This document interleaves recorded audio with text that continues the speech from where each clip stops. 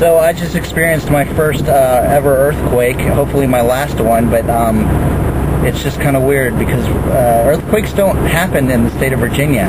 No joke, the state of Virginia just had an earthquake. So I work at an optical shop, and we were pretty much, caring about our day, like everybody else in the world was on the East Coast.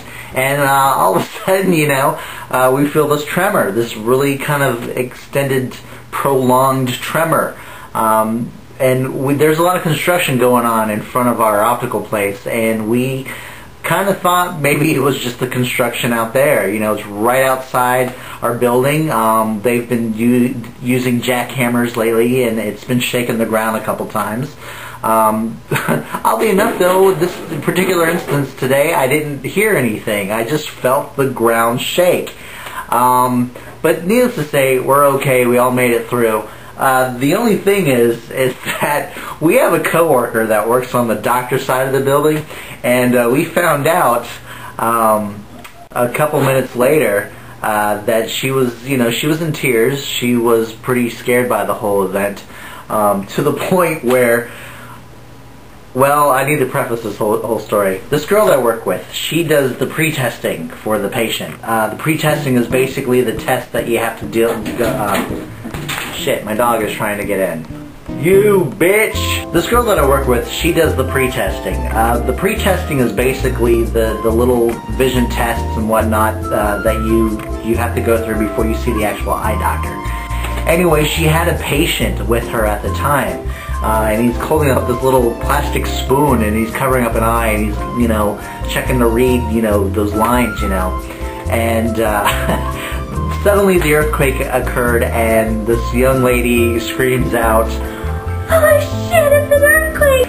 and takes off running. And I ran out of the room, left the patient sitting there, leaving the patient in his chair with this screen and the lights out and the spoon up against his eye.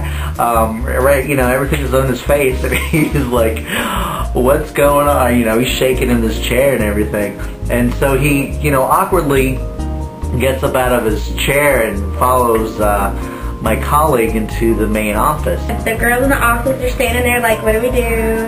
My wife and another coworker were there, and they were kind of giving her this blank stare, kind of like, what are you doing?